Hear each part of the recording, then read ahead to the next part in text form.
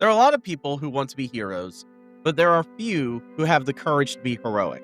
So often today, we see these performative types who will use social media to take a stand, but they do it behind a screen, so there's little risk, and a lot of times their messaging isn't any different than the status quo. They'll post yard signs with the right messaging, advocating for a marginalized group of people, or they'll yell at others for being terrible people, but they won't actually help the people they are advocating for. They won't actually go in and do the work. If we look at some of the most famous heroes on earth, there was usually great personal sacrifice involved. If you look at any of the civil rights leaders, many of them went to jail or had their homes destroyed. They were threatened by the Ku Klux Klan and had to fight a system of egregious racism.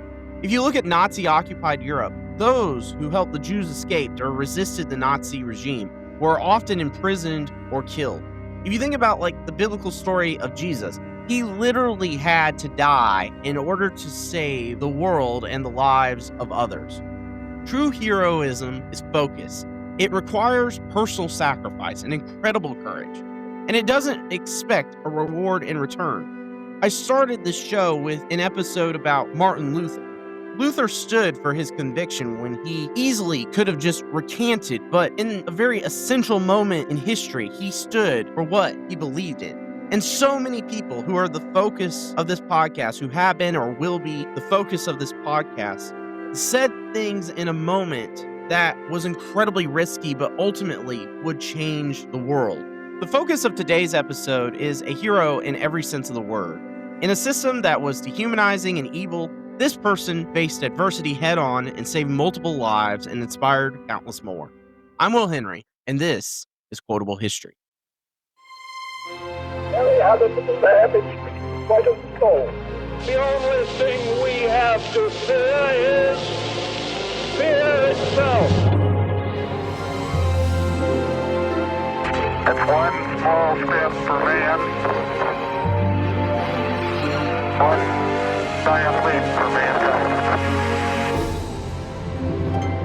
Quotable History. Here's today's quote. I looked at my hands to see if I was the same person. There was such a glory over everything. The sun came up like gold through the trees, and I felt like I was in heaven. Now, I'll give you a few seconds to figure out who said this.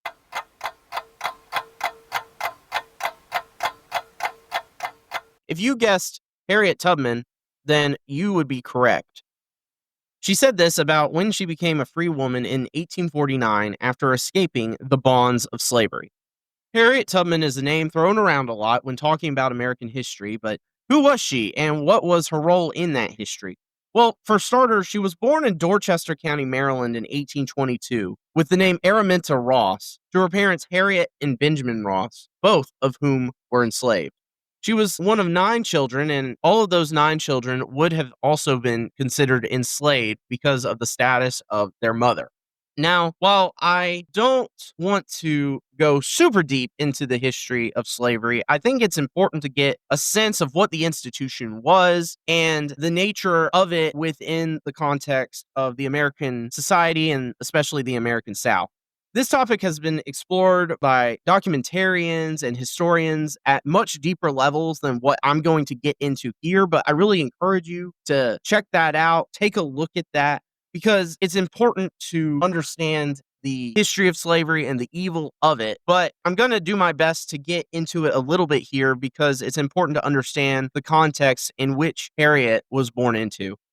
Colonial slavery in the Americas most likely started in the 1520s, first using Native Americans. Later, Europeans favored using Africans, largely due to the fact that Africans had previous exposure to European diseases, and so they had a wider range of immunities and could withstand some of the diseases that the European colonists brought with them. The first enslaved people from Africa were brought to the British colonies in 1619. Throughout the entire colonial period, slavery was a regular part of the colonies at some point, though this would largely vary due to the different types of work, agricultural versus industrial, as well as just the general cultural attitude of slavery. Some of the colonies were founded for religious freedom purposes, such as Massachusetts, Vermont, the New England colonies, And so sometimes they had less tolerance for slavery or had less tolerance earlier on for slavery, whereas Southern states that were founded more as colonies with an agricultural focus, they had a much higher tolerance for slavery a lot later. Different states, exclusively in the North, had bans on slavery even before the end of the American Revolution. For example, Vermont had banned slavery by 1777 in their first state constitution. With the end of the American Revolution, the Northwest Ordinance of 1787 actually banned all slavery in the Northwest Territories, so Ohio, Illinois, that sort of area, and made states created in that area free states, meaning states where slavery would not exist. Also in the Constitution, a provision existed banning the transatlantic slave trade starting in 1808. However, owning and selling enslaved people domestically was not banned, and slavery continued to exist after that and became very entrenched in Southern culture. Due to their large plantations and the agricultural work that many Southern states were involved in, many Southerners saw slavery as a necessary institution and really tried to justify it to themselves as a moral institution, as we will see in a little bit. Not only that, but the Constitution probably would not have passed if a compromise called the Three-Fifths Compromise had not been taken up by the Constitutional Convention. The compromise essentially said that only 3/5 of the enslaved population could be counted for representation purposes in Congress. So the South had a very large enslaved population, but only 3/5 of that population could be counted for representation purposes. A big misnomer is that this only counted enslaved peoples as 3/5 of the people. To be honest, it was the South who actually wanted them to count as full people, but still wanted to keep them away from voting. And so that's just a big misnomer, is that this was exclusively for representation purposes. With the compromises and measures passed on the issue of slavery, some thought that slavery might just die out after 1808. But in 1793, a man by the name of Eli Whitney had invented the cotton gin, a seed removal tool, which would happen to just radically increase the demand for enslaved labor, and it would increase the production of cotton. On top of this, enslaved populations continued to grow by reproduction. If a child was born to an enslaved mother, then the child was usually deemed enslaved as well. If we look at the lives of enslaved people, it was very close to, for all intents and purposes, a living hell. Before the abolition of the slave trade, many of these people were loaded up onto ship like cattle. After that, most slave labor was in the fields. Enslaved people had no political rights or had any right to decide what their family was going to do, what direction their family was going to take. If an enslaver decided to sell a family member, that was it. They were seen as property of their enslaver. Violence was often a daily part of an enslaved person's life. Many were beaten on a daily basis, and some were even killed. And it was not uncommon for enslaved women to be raped by their enslavers regularly. On top of this, slavery was such a protected institution in the South. Many legal, religious, and social institutions were created for the purpose of preserving slavery. Just one example, there were entire church denominations such as the Baptists, the Methodists, Presbyterians, who were split over the issue of slavery. And they had a very specific split where you would have northern churches who were very much against it and southern churches who were very much for it. And within all of this, many enslavers thought there was a paternalistic value in this. Many enslavers had the view that they were being benevolent in keeping their enslaved workers, that they needed to be, quote unquote, civilized. And this allowed for a rationalization of the enslavers' actions. I say all this to paint you a word picture of the environment Harriet Tubman grew up in. So, returning to Harriet, or as she was known during her childhood as Araminta or affectionately as Mint, she was enslaved by a man by the name of Edward Rhodus. He did not allow for the family to remain together, so she and her father were separated when she was very young. From a very early age, she had a deep Christian faith, which would be a really grounding force in her quest for freedom and her quest for helping others escape. By the age of 6, Brodus was renting her out to overseers for childcare. This further separated young Araminta from her family. At the age of 13, when she was in a field, she saw another enslaved person trying to escape. The overseer demanded her assistance, which she refused. He then threw a 2-pound lead weight, which missed its intended target, the escapee, and struck Araminta in the head. This injury almost killed her and left her with what we now know as narcolepsy, seizures, and intense pain for the rest of her life. However, after barely being healthy enough to work again, she was forced to go back out into the fields. After spending her young life enslaved, she eventually negotiated a deal with her enslaver where she was able to choose her own assignments and rent herself out with more autonomy. These assignments gave her the opportunity to work with her father in the timber fields as well as work around the terrain of Maryland, which would be essential for her eventual escape and her work with the Underground Railroad. She also gained important connections with other workers in the area whose info would help her escape later on. It was around this time that she would also meet her husband, John Tubman, who she would marry at the age of 22 in 1844.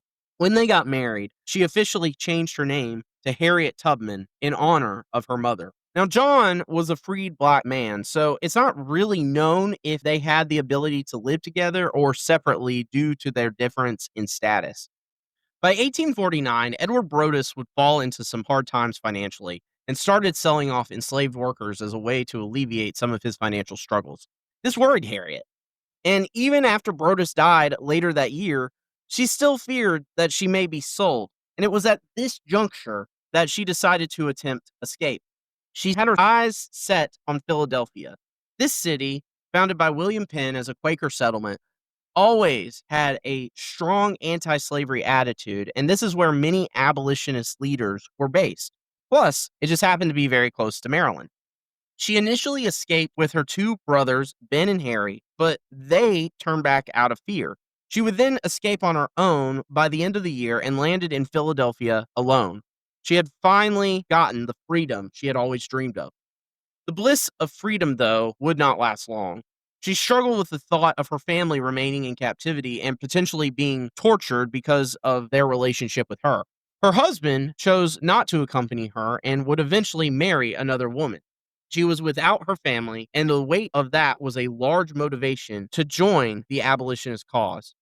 By 1850, she became involved in what is now known as the Underground Railroad and would meet a man by the name of William Stills, a conductor for the railroad, who would teach her the intricacies and processes. The Underground Railroad was not a subway. It was a network of people and passages that helped enslaved people escape to free states in Canada where slavery was categorically outlawed. It used terms such as conductor, passenger, and station house to describe things like escape guide, escapees, and safe houses, respectively, all to hide what was actually going on. Now, another event happened in 1850 that changed the calculus for those who were attempting to escape. The Fugitive Slave Act of 1850 compelled free states to assist in returning escaped enslaved people back to their owners. This forced the Underground Railroad to send more escapees to Canada. Harriet Tubman's first time as a conductor came when she learned her niece and family were about to be sold. She would go on to rescue her niece and would make 13 trips rescuing many enslaved friends and family in the Maryland area between 1850 and 1860. This included rescuing her parents in 1857.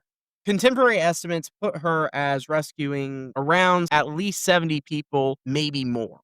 She was celebrated by her community, but was infamous amongst enslavers, as she had a $40,000 reward for her capture at the time. That's equivalent to over $1 million today. However, up north, she was popular amongst abolitionists, like future Secretary of State William Seward, William Lloyd Garrison, and even John Brown, the raider of Harper's Ferry, who gave her the nickname General Tubman. During the Civil War, Tubman would first enlist in the Union Army as a nurse, but would eventually serve as a spy. As a spy, she assisted in the Combahee River raid in South Carolina, which freed 750 enslaved people. After the war, she would go on to marry Army veteran Nelson Davis, and she would live in Auburn, New York, which had become her home during the 1850s. She would also become a voice in the women's suffrage movement and would establish the Home for the Aged, which helped people with many of the same ailments that she faced throughout her life, such as narcolepsy, various disabilities, and things that oftentimes come when somebody is getting older. She passed away in 1913 at the age of 91. When we look at the life of Harriet Tubman, she is a symbol of true American heroism. She went the extra mile where she could have just stayed in Philadelphia and lived the rest of her days in peace. But she wasn't seeking recognition because she knew her ultimate goal was freedom, not just for her, but for her people. Her biographer, Sarah Hopkins Bradford, called her the Moses of her people. Like Moses, she didn't have a desire for fame, but through her actions was telling her enslavers to let her people go. Her heroic efforts were better served out of the spotlight. She wasn't performative, but had a very focused goal. And she never stopped fighting. She teaches us that freedom, while it is a God given right, is something that needs to be fought for and should never be taken for granted. And on top of that, she had to not only overcome the legal and physical obstacles of freeing slaves, but also had to overcome the crippling effects of narcolepsy, seizure, and intense pain. Her unwavering commitment to freedom and the promise of what America could become is why she is such an inspiration to so many Americans today. Once again, I'm Will Henry, and thank you for listening. Thanks for listening to Quotable History. If you enjoyed this episode, do me a favor. Text the link to a friend who loves history. Just one person. That's how we grow, one curious mind at a time.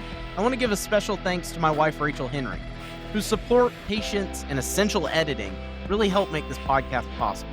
Follow Quotable History on X, Instagram, Facebook, and TikTok for more content and to keep the conversation going. Until next time, have a great week.